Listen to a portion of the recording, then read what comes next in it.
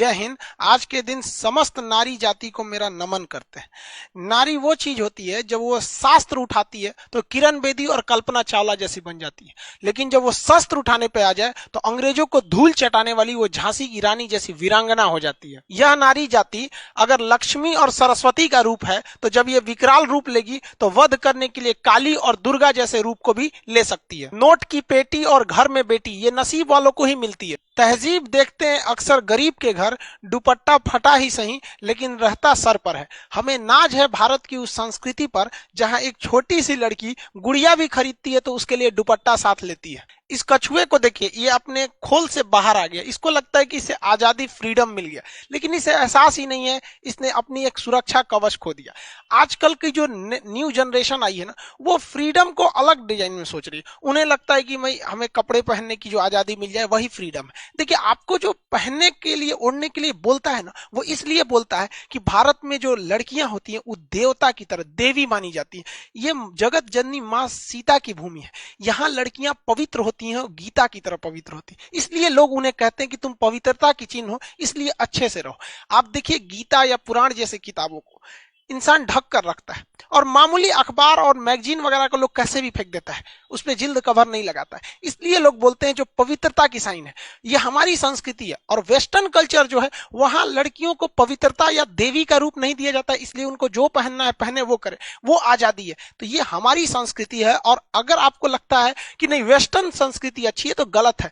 दुनिया में सबसे बेहतरीन संस्कृति भारत की है जो आदि से है और इसे कोई मिटा नहीं सका है। यूनान, मिस्र, रोमा सब लुट गए हैं जहां से, लेकिन मगर है बाकी नामो निशा हमारा।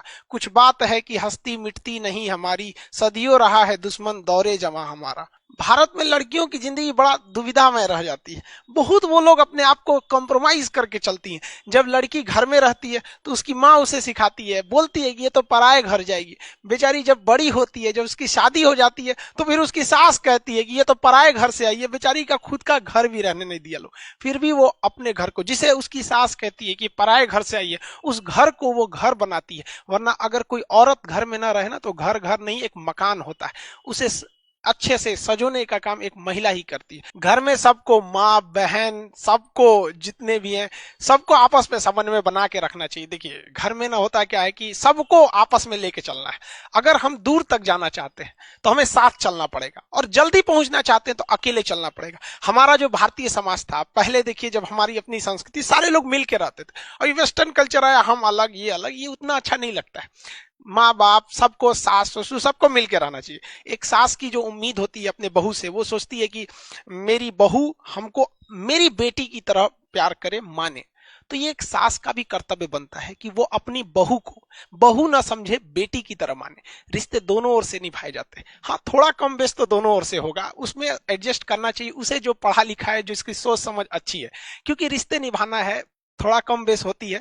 कोई अगर नहीं उतना बराबरी का प्यार दे रहा है तो आप ही कर दीजिए। रिश्ता निभाना है, कोई मुकाबला थोड़ी हो रहा है कि नहीं एकदम बराबरी में ही चलेंगे।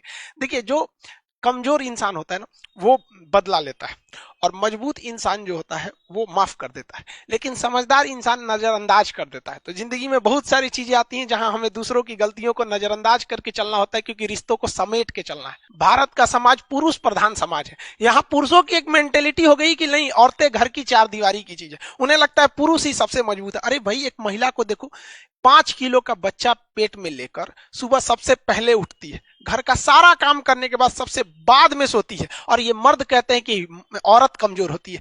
जिस तकलीफ में एक मर्द की मौत हो जाती है ना, उससे 30 गुना ज्यादा तकलीफ होती है एक औरत को जब वो अपने बच्चे को जन्म देती है।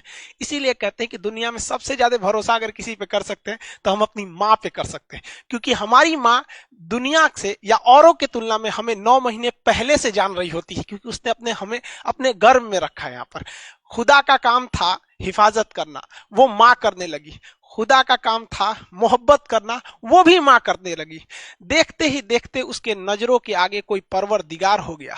वो बहुत पछताया, बहुत रोया, क्योंकि माँ को बनाकर खुदा खुद ही बेरोजगार हो गया। इंग्लिश में कहते हैं ना, God doesn't present everywhere at every time, so he made mother. और पुरुषों की सोच देखिए, आज महिलाएं को कहते हैं, जब पुरुषों की सोच देखिए, 1947 में देश आजाद हो गया, सारा कुछ हमारे पास आ गया, और पुरुषों को लगता था ये देश को आगे लेके चले जाएंगे। 1947 से 2021 आ गया, अब तक ये लोग देश को उतना आगे नहीं ले जा पाए। जानते हैं क्यों? क्योंकि इन्हें लगता है ये अकेले देश को खींच ले जाएंगे।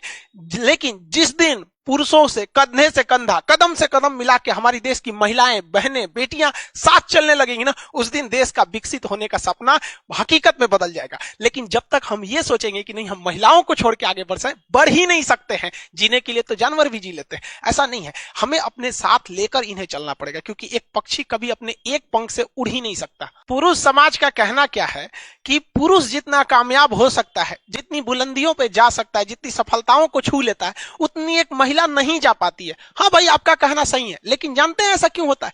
क्योंकि किसी महिला को सलाह देने के लिए उसके पास पत्नी नहीं होती है। पुरुष के पास फ्रस्ट्रेशन होगा, जब कहीं हेडेक हो जाएगा तो अपना सारा फ्रस्ट्रेशन पत्नी के पास आके दूर कर लेगा।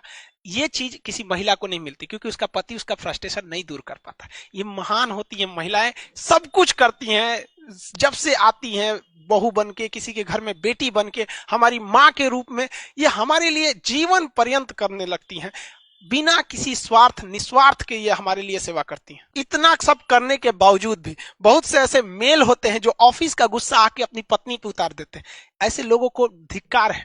नायाब होते हैं वो मर्द जो गुस्से में भी औरत से बात करने की तहजीब नहीं भूलते। एक औरत बहुत सीधी चीज होती है, कहा जाता है औरत जो होती गाय होती, उसे क्या है, थोड़ा सा कोई इसका केयर कर दे, कभी कुछ खाना बना के लाए तो कोई तारीफ कर दे, खाना थोड़ा सा खराब भी बना है तो तारीफ कर दे कि बहुत अच्छा बना है, उसके कामों को थोड़ा एक बार करेज कर दे, हाँ तुम तो बहुत अच्छा काम कर लेती, उसके किसी चीज के लिए उसमें हमेशा उसकी केयरिंग नेचर में वो इतना ऐसे ही खुश हो जाएगी। उसको नहीं चाहिए ताजमहल हो आज की, कोई नहीं मांगती, बस थोड़ा सा केयर मांगती है आपसे।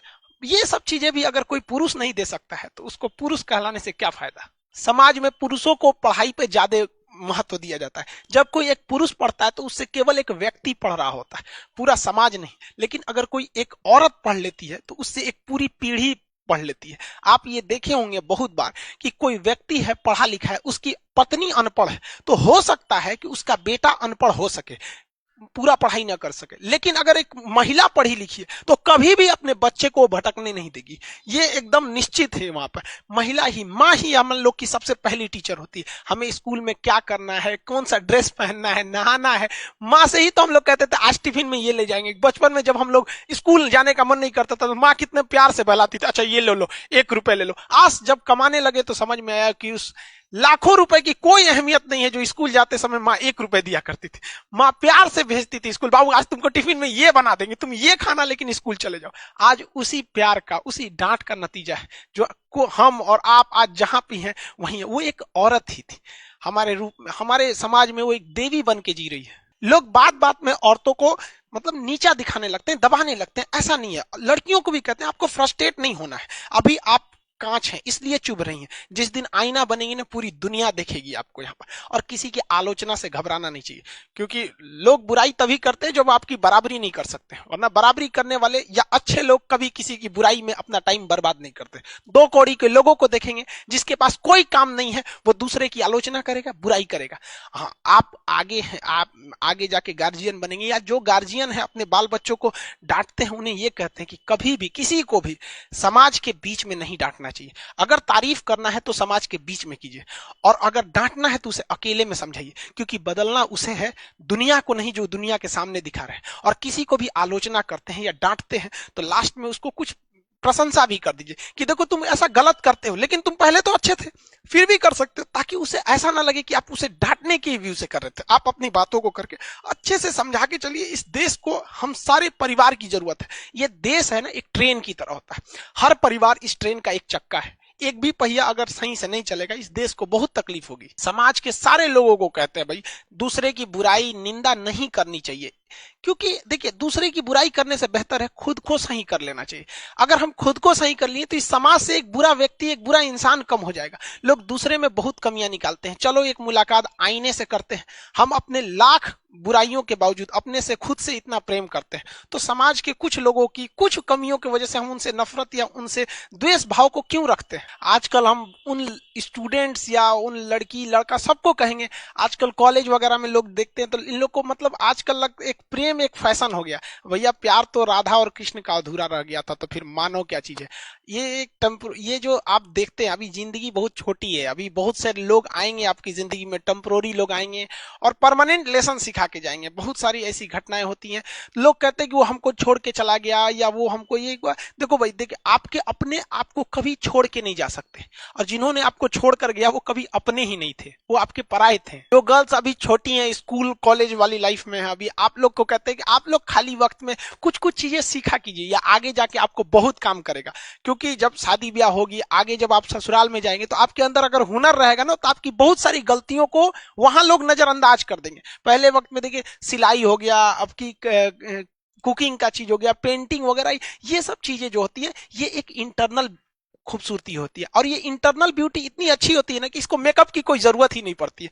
ये सब चीजें आपको आगे जाके काम देती है। तो हर लोग खुश होगा कि भाई मेरी बहू को तो इतनी चीजें आती है। अब ना कुछ जानते भी नहीं रहिएगा तो बोलते लोग, देहात में कहावत कहा जाता है, दुधारू गाय का आदमी दो ठो लात भी बर्दाश्त कर लेता है। तो हर व्यक्ति, हर लड़का या लड़की, हम सबको कहते हैं कि इंटरनल ब्यूटी पे ज्यादा ध्यान देना चाहिए, क्योंकि ये वो ब्यूटी है जिसे मेकअप की तो जरूरत ही नहीं है। हमारे इस समाज में आज महिलाओं के सामने सबसे बड़ी समस्या हो गई है दहेज के लिए। ये बहुत बड़ी समस्या है। किसी समाज में या किसी के घर में अगर बेटी पैदा होती है ना, तो मजबूरी में नहीं पढ़ा पाता है, जानता है कि पढ़ाई में सारा पैसा लगा देंगे, फिर इसको दहेज कहां देंगे। अरे उन मर्दों को कहते हैं यार, दहेज लेने से बेहतर है जिम्मेदारी लो, वरना मोछ रखना मर्द थोड़ी होता है, मोछ तो कुत्ते और जानवरों को भी होते हैं यहाँ पे।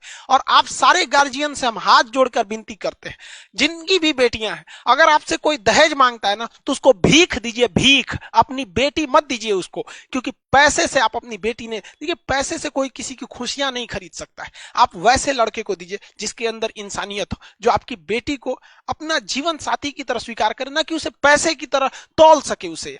ऐसी समस्या आप देखते हैं हमारे समाज में आए दिन। बच्चे किसी की हंसती खेलती जिंदगी बर्बाद हो जाती है दहेज वगैरह की वजह से। ये सभी चीजें हमारे समाज में अभी हालिया घटना जो हुई है, जो साबरमती नदी में जो आयशा ने सुसाइड कर लिया। हालांकि सुसाइड सारे लोगों को कहते हैं कोई सोल्यूशन नहीं है। सुसाइड ऐसा नहीं है कि बहुत सारी तकलीफें होती, तकलीफ जिंदगी में सबको आती है। ऐसा नहीं है कि तकलीफ किसी को नहीं होती। तकलीफ क्या होती है, तकलीफ किसे कहते हैं, ये उस बच्चे से पूछिए जो काम करता है रोटियों के लिए खिलौनों के दुकान में। तकलीफें सबकी जिंदगी में होती है, सुसाइड कोई ऑप्शन नहीं होता है। लेकिन अब पुरुष समाज को ये चाहिए कि बाप के ऊपर बहुत जिम्मेदारी होती है। उस बाप से पूछिए ना जिसकी जमीन धन दौलत भी चली गई और उसकी फूल सी बेटी भी चली गई। और हद तो हम कमीनापन तब देखते हैं जब कोई किसी की बेटी की शादी में जाता है और कहता है कि खाना अच्छा नहीं था। अरे यार, वो एक दिन के खाने के लिए किसी बाप ने अपनी पूरी जिंदगी की कमाई लगाई हुई थी, उसकी तो मेहनत रखो यार। अच्छा नहीं भी रहे तो कम से कम बोलो ना यार कि अच्छा लगा। ये तुम्हारी जिंदगी का ऐसा थोड़ी है कि आखिरी खाना है। आए दिन हमारे समाज में महिलाओं के साथ जो अत्याचार बढ़ते जा रहा है, ये एकदम असहनीय है। आप देखिए ऐसे कितने एग्जाम्पल दिखेगा। लेकिन हमारी कानून व्यवस्था भी उतनी मतलब लचर हो चुकी है एक तरह से। आप देखिए निकिता तोमर के साथ जो घटना हुई थी, कितनी मार्मिक घटना थी। उस बच्ची की क्या गलती थी? हरामी के बच्चे ने उसको कहता है कि मुन्ना भाई, हमने फिल्म देखा था, उसमें मिर्जापुर में मुन्ना भैया, उसको देख के गोली मार दी। बताइए, सीसीटीवी कैमरा के साथ बच्ची को गोली मार दी है ये सब। लेकिन हमारे देश का सिस्टम देखिए कितना खराब कि सीसीटीवी फुटेज है, इस बच्ची की जान चली गई। इस बच्ची से माँ बाप को कितनी उम्मीदें थी। निकिता तोमर से पढ़ने वाली बच्ची थी, कॉलेज में एग्जाम दे के आ रही थी, इसने गोली मार दिया। लेकिन हमारे देश का सिस्टम देखिए, सबूत कानून सब कुछ रहते हुए यहाँ पर इसको आज तक ये लोग अभी आराम से हैं लोग यहाँ पर। अभी मुकदमा चलेगा, लंबा चलेगा। मुकदमा के बाद जब फांसी होगी तो एक से एक हमारे देश में वकील साहब हैं, ये आके कहेंगे कि फांसी सोल्यूशन नहीं है, मतलब आरती उतारे वही सोल्यूशन है। यहाँ पर इन लोगों को निपटा देना चाहिए अभी तक में। लेकिन क्या कीजिएगा, ये कार्नवालिस जब भारत में शासन में थे ना, हम लोग जब गुलाम थे, तो इसने खुद कहा कि मैंने अपने जीवन में सबसे ज्यादा अगर बलात्कार कहीं किया तो भारत में किया। और कानून ही ऐसा बनाया गया यहाँ पर भारत में कि किसी भी महिला को न्याय मिलाना असंभव हो जाएगा। आप चाहे देखिए निर्भया कांड को देखिए, जिसने पूरे देश को हिला दिया। 2012 की घटना, उसे फांसी मिला 2020 में आके, जबकि पूरी दुनिया देखी थी। उसको हाई कोर्ट का चक्कर, मर्सी अपील, ये अरे इन सब सचुरों को टपका देना चाहिए। यहाँ पे इन लोग को लेके झेल रहा है। ये बच्चे लोग कितने प्यार से पालते हैं बच्चों को, उसको कितना ख्याल रखते हैं। कोई उसको गुंडा आके गोली मार देगा यहाँ पर और हम लोग देखते रहेंगे। आप बताइए, ये हमारे सिस्टम का फेलियर नहीं है क्या यहाँ पर? यहाँ पर ऐसे लोगों को फास्ट ट्रैक कोर्ट होना चाहिए कि इस तरह से रेप, मर्डर, खुलेआम ऐसे कोई एसिड अटैक जैसी घटना होती है 6 महीने के अंदर डेली डेली सुनवाई किया जाए, तुरंत न्याय मिलेगा। यहाँ पर डेली सुनवाई की जाए, ऐसा नहीं कि अगली तारीख 1 महीना बाद आइएगा, आज आए कल आए, तब तक कंटिन्यू आते रहिए जब तक न्याय नहीं मिल जाता है। तभी हमारी बहनों को, हमारी माओ को सुरक्षित रह सकती है, क्योंकि अगर हमारी देश की देवियां सुरक्षित नहीं रहेंगी तो हमारा देश कहां से सुरक्षित रहेगा। ये बात हम स्वीकारते हैं कि पुरुष समाज ने महिलाओं के साथ बहुत ही ज्यादती भी की है। कहा जाता है कि हर एक सक्सेसफुल आदमी के पीछे किसी औरत का हाथ होता है, लेकिन हर सक्सेसफुल औरत के पीछे वो औरत स्वयं होती है, कोई मर्द का हाथ नहीं होता है। यहाँ पर औरतों को हारना नहीं है, डट के काम लेना है। आप तो देवी हैं, साक्षात देवी। आप लोगों ने रात कितनी भी बड़ी क्यों ना हो, सुबह होने से नहीं रोक सकती है। एक इस दिन जब आप लोग को भी मौका मिलेगा, बड़े से बड़े पोस्ट पर जाइए, पढ़ाई लिखाई जी जान से करिए, और एक दिन दिखा दीजिए इस समाज को कि दुनिया आपको देखती रह जाए, क्योंकि दुनिया सुनना नहीं देखना चाहती है। आपकी किस्मत आपको जरूर एक मौका देगी, लेकिन मेहनत कीजिए, क्योंकि आपकी मेहनत इस दुनिया को चौंका देगी। स्टूडेंट्स को कहते हैं, आप ये मत सोचिए कि 1 महीने में क्या होगा, 1 साल में क्या होगा। आप ये सोचिए कि अभी जो 24 घंटा आपके पास, इसमें आप क्या कर सकते हैं इस 24 घंटे के अंदर अंदर, क्योंकि कुछ पाने के लिए कुछ खोना नहीं बल्कि कुछ करना पड़ता है। इस समाज का एक दस्तूर है कि आप कब सही थे ये कोई याद नहीं रखेगा, लेकिन आप गलत कब थे ये कोई भूलेगा ही नहीं। तो इस दस्तूर है, ये सबके साथ होता है, इसे लेकर चलना है। समाज के जब दर्द और कड़वी बात जब ये दोनों सहन होने लगे आपसे, तो समझ जाइएगा आप जीना सीख गए। हम भी कभी कभी महिलाओं को, लड़कियों को कुछ कुछ बोल देते हैं, आप बुरा नहीं मानेंगे। देखिए, क्लास की भी जो लड़की रहती है वो भी समझती है, देखो भाई हमारे साथ भी एक खराबी क्या है, भगवान ने हमको बहन ही नहीं दिया। अब आप बताइए हम झगड़ा किससे करें। वो भाई बहन का झगड़ा ना, वो दुनिया का सबसे अच्छा झगड़ा होता है। वो सुबह झगड़ा करेंगे, फिर शाम को दोनों एक हो जाएंगे। यार हमको मतलब भगवान ने दिया ही नहीं। और कहते हैं कि लड़की बहन उसी को मिलती है जो बहुत तकदीर वाला होता है। तो थोड़ा सा तकलीफ होता है, हम किससे झगड़ा करने जाए बताइए। तो आप ही लोग मिल जाते हैं लोग, तो हम कुछ कुछ बोल देते हैं। यहाँ ऑफलाइन जो क्लास में पढ़ने आती है उन लोग को भी कुछ बोल देते हैं, हम कुछ कुछ बोल देते हैं, वो भी बुरा नहीं मानते। सारे स्टूडेंट लोग जो है मन लगा के पढ़ाई कीजिए, इतना पढ़िए ना, इतना कामयाब होइए कि जब किसी के घर में लड़की जन्म लेना तो वो टेंशन ना ले कि मेरे घर में लड़की जन्म ली। वो आपका एग्जाम्पल दे कि मेरी बेटी है, मेरी बेटी किरण बेदी बनेगी, मेरी बेटी ये बनेगी, कल्पना चावला बनेगी। इतनी बुलंदियों पर जाइए ताकि हमें भी बहुत खुशी हो। और हमारी बातों, कभी कभी कुछ लोगों का शिकायत रहता है कि सर आप बोल देते हैं, तो भाई हम चरण छू के माफी मांगते हैं अगर हमारी बातें बुरी लग गई हो तो। हम ऐसे मजाक में करते हैं, कभी कोई सीरियस नहीं करते। समझ आ गया? आई होप आप इसको समझेंगे। और हाँ, गर्ल्स स्टूडेंट्स वगैरह के लिए भाई जो भी एप्लीकेशन पे बैचेज हैं उसे आप लोग के लिए खोल दिया गया, आप वहां जाके बैचेज ले सकते हैं। आज के लिए उसको ओपन किया गया है। आप लोग का विशेष कहना था कि सर जगह नहीं था अब सर्वर वगैरह में, तो खैर बनाया गया आज के लिए। आई होप आप इसे समझेंगे मेरी भावनाओं को। आप सब लोग को wish you very very happy women's day. जय हिंद। आज एक सैल्यूट भारत की उन महिलाओं को भी। जय हिंद।